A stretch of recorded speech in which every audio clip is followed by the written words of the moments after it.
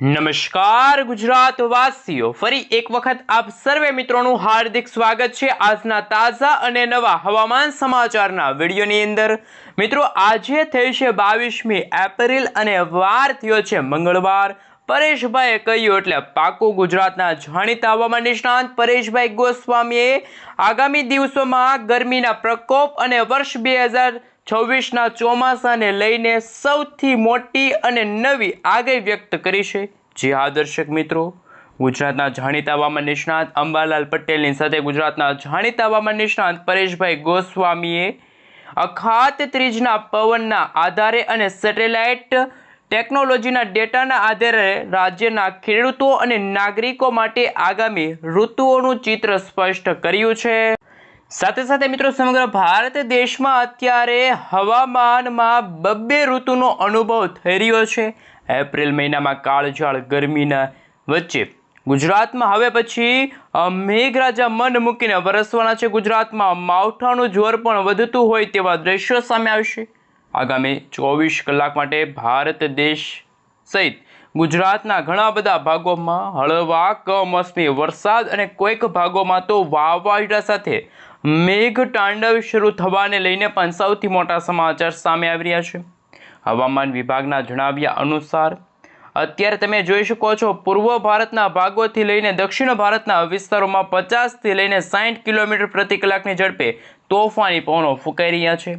જ્યારે મિત્રો, ઉત્તર ગુજરાતની સાથે ઉત્તર ભારતના ભાગોમાં પણ ફરી એકવાર હીટવેવની આગાહી છે વ્યક્ત કરવામાં આવી છે। તમે ગુજરાતનો નકશો જોઈ શકો છો।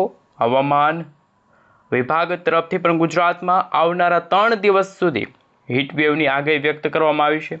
કોઈક ભાગમાં તો મિત્રો તાપમાન 40 ડિગ્રીથી પણ વધી શકે છે તેવા દ્રશ્યો સામે આવશે। પરંતુ અત્યારે અમે તમને સેટેલાઇટ પિક્ચર બતાવી રહ્યા છીએ, જેમાં મધ્ય પૂર્વ ભારતના ભાગોમાં જે સાયક્લોનિક સર્ક્યુલેશનવાળી મજબૂત વરસાદી સિસ્ટમ છે પોતાની દિશા ફંટાવશે અને ગુજરાત નજીક આવતા ગુજરાતના દક્ષિણ ગુજરાત અને ઉત્તર અને પૂર્વ ગુજરાતના ભાગોમાં હળવા કમોસમી વરસાદની શક્યતા છે।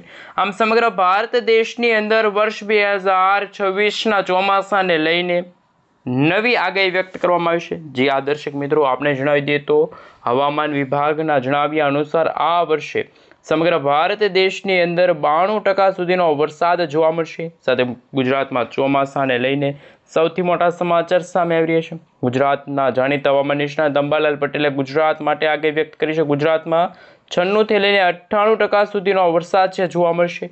એ પહેલાં મિત્રો, ગુજરાતના આગાહીકારક એવા રમણીકભાઈ વામજાએ પણ આગાહી વ્યક્ત કરી છે। તેમના દ્વારા જણાવવામાં આવ્યું છે કે ગુજરાતમાં અતિવૃષ્ટિ જોવા મળશે। જુલાઈ મહિનાની અંદર ગુજરાતમાં ભારેથી ભારે વરસાદ જોવા મળશે। તો ફરી એકવાર સૌરાષ્ટ્રના અને દક્ષિણ ગુજરાતના ભાગોમાં નદી નાળાઓ છલકાશે।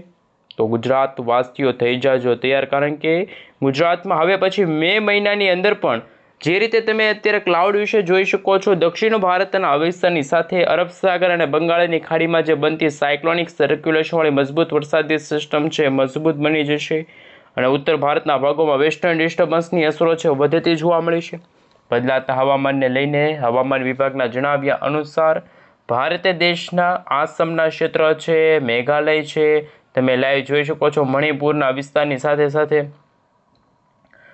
ગાજવીજ સાથે મેઘતાંડવ શરૂ થશે। કોઈક ભાગમાં તો મિત્રો અત્યારે તોફાની પવનોની લહેરો ફૂંકાતી જોવા મળશે। આ ઉપરાંત ગુજરાતની સાથે જમ્મુ કાશ્મીરના વિસ્તારો છે, 25 અને 26 એપ્રિલના રોજ જમ્મુ કાશ્મીરના વિસ્તારો છે, લખનૌના વિસ્તારો છે, હિમાચલ પ્રદેશના વિસ્તારોમાં તોફાની પવનોની તીવ્રતા વચ્ચે મેઘરાજા અને વેસ્ટર્ન ડિસ્ટર્બન્સનું સંકટ પણ ટોળાતું હોય તેવા દ્રશ્યો સામે આવશે।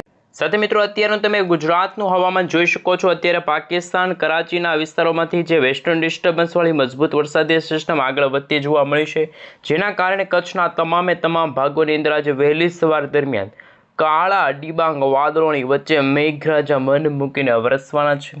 એવી જ રીતે મિત્રો, સૌરાષ્ટ્રના પણ દરિયાકાંઠાના ભાગોમાં તમે લાઈવ જોઈ શકો છો, દ્વારકા છે, સલાયા છે, સાથે તમે જોઈ શકો છો એ રીતનું હવામાન ચેન્જ થઈ રહ્યું છે। જામનગર છે, પોરબંદર છે, ભાણવડના વિસ્તારની અંદર પણ હવામાનની અંદર અસ્થિરતા જોવા મળી છે।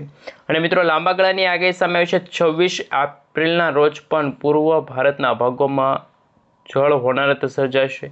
દક્ષિણ ભારતના ભાગોમાં વરસાદની શક્યતા છે. 27 તારીખના રોજ દક્ષિણ ભારતના ભાગોમાં પ્રી મોન્સૂન એક્ટિવિટીના ભાગરૂપે હળવો કમોસમી વરસાદ તો કોઈક ભાગોમાં તો ભર ઉનાળા દરમિયાન માવઠાને લઈને ચોમાસાના આગમનને લઈને સૌથી મોટા સમાચાર છે એ મિત્રો સામે આવી રહ્યા છે. મિત્રો જેમ જેમ ગુજરાતમાં સમયગાળો પસાર થતો જશે તેમ તેમ વરસાદી સિસ્ટમ છે એ મિત્રો યુટર્ન લેશે.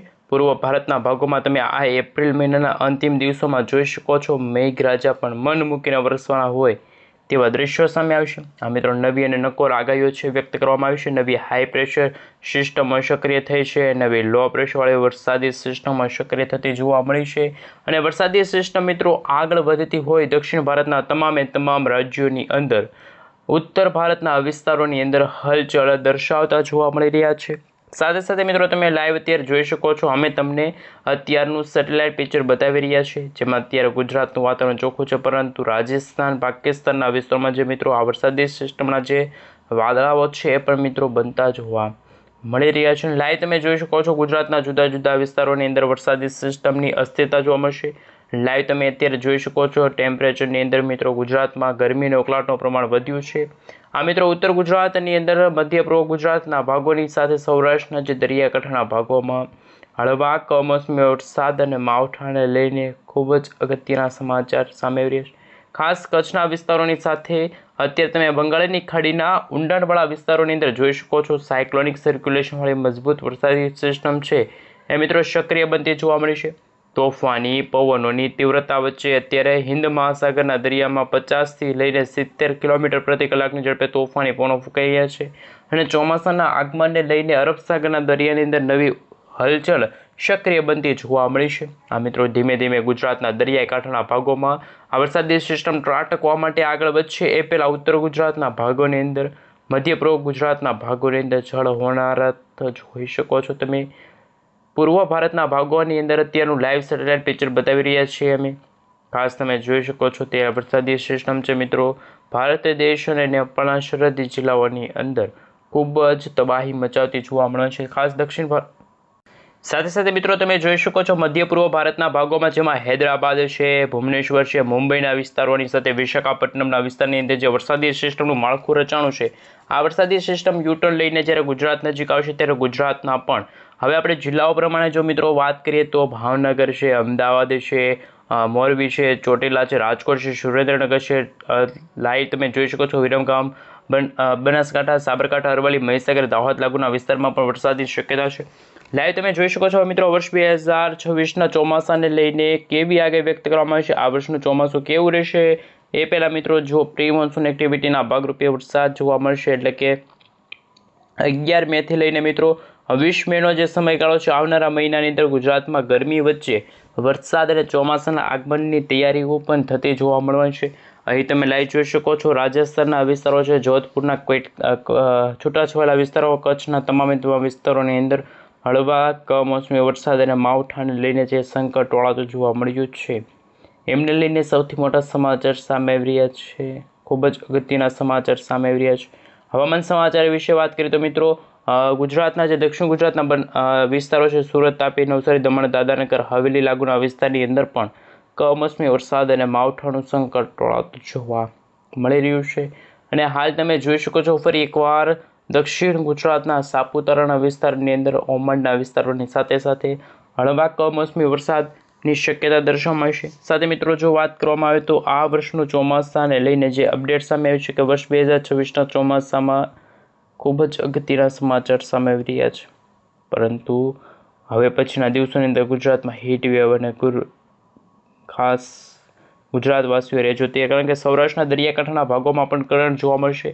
સાથે ભરૂચના ક્ષેત્ર છે, સિનોરના વિસ્તારો છે, જાંબુસર છે, કરજણના વિસ્તારોની સાથે વાતાવરણમાં અસ્થિરતા છે મિત્રો જોવા મળી શકે છે. અને બદલાતા હવામાનને લઈને દક્ષિણ ગુજરાતના તમામ ક્ષેત્રની અંદર હળવા કમોસમી વરસાદની શક્યતા છે મિત્રો જાહેર કરી દેવામાં આવી છે. પરંતુ લાઈવ જોઈ શકો છો ફરી એકવાર ગુજરાતમાં વાદળિયું વાતાવરણ જોવા મળશે. ક્લાઉડ વિશે પણ તમે જોઈ શકો છો. દક્ષિણ ભારતના ભાગોમાં આવનારા મે મહિના સુધી છે એ અનુમાન દર્શાવવામાં આવી રહ્યું છે. ઉત્તર ભારતના ભાગોમાં પણ ખૂબ જ વેસ્ટર્ન ડિસ્ટર્બન્સની અસરો પણ વધતી જોવા મળવાની છે. સાથે ગુજરાતના કચ્છના તમામ વિસ્તારોની સાથે સાથે સૌરાષ્ટ્રના પણ દરિયાઈ કાંઠાના ભાગોની અંદર ખૂબ જ તોફાની પવનોની લહેરો વચ્ચે મેઘરાજા મન મૂકીને વરસતા જોવા મળી રહ્યા. સાથે મિત્રો સુરતના વિસ્તારો છે ત્યાં પણ અત્યારે ગરમી અને ઉકળાટનું પ્રમાણ વધ્યું છે. ગરમીમાં તાપમાન છે મિત્રો ખૂબ જ વધ્યું હોય તેવા દ્રશ્યો સામે આવી રહ્યા છે. સાથે સાથે તમે જોઈ શકો છો જસદણ છે, મોરબી લાગુના વિસ્તારની અંદર કમોસમી વરસાદ અને માવઠાનું સંકટ છે એ ટોળાતું જોવા મળ્યું છે. મિત્રો સૌરાષ્ટ્રના જે ઉના છે, મહુવા છે, વેરાવળના જે દરિયાકાંઠાના સંપૂર્ણ વિસ્તારો છે, સાથે મિત્રો જૂનાગઢના વિસ્તારો છે, જૂનાગઢથી લઈને પોરબંદરના વિસ્તારો છે, ભાણવડના વિસ્તારોની સાથે ગુજરાતમાં હવે પછીના દિવસોની અંદર હળવા કમોસમી વરસાદ અને માવઠાનું સંકટ ટોળાતું જોવા મળ્યું છે. વરસાદી સિસ્ટમની મિત્રો સ્ટફ લાઇનો પણ ગુજરાતમાંથી પસાર થતી હોય તેવા દ્રશ્યો સામે આવશે. મિત્રો જેમ સમયગાળો પસાર થતો જશે તેમ તેમ આ વરસાદી સિસ્ટમની જે સ્ટફ લાઇનો છે એ પણ ખૂબ જ ઘેરાયેલી જોવા મળી છે. મિત્રો આમ તોફાની પવનોની વચ્ચે હવે કચ્છના તમામ પંથકોની અંદર પણ ભારેથી અતિ ભારે વરસાદની શક્યતા છે, પરંતુ કમોસમી વરસાદ અને માવઠાનું સંકટ ટોળાતું જોવા મળી રહ્યું છે. વાદળછવાયા વાતાવરણ વચ્ચે કચ્છમાં પણ ગરમી તમામ રેકોર્ડ તોડશે. કારણ કે મિત્રો ગુજરાતમાં 41 ડિગ્રી સેલ્સિયસ સુધીનું તાપમાન જોવા મળ્યું છે. મિત્રો ગઈકાલે ગુજરાતમાં 100 ને મિત્રો જો વાત કરીએ તો 10થી લઈને વધારે જિલ્લાઓની અંદર હળવા કમોસમી વરસાદ અને માવઠાનું સંકટ ટોળાતું હોય તેવા દ્રશ્યો સામે આવ્યા છે. એક તરફ હીટ વેવની આગાહી છે, બીજી તરફ માવઠાની આગાહી સામે આવી રહી છે. ગુજરાતમાં જેમ સમયગાળો પસાર થઈ રહ્યો છે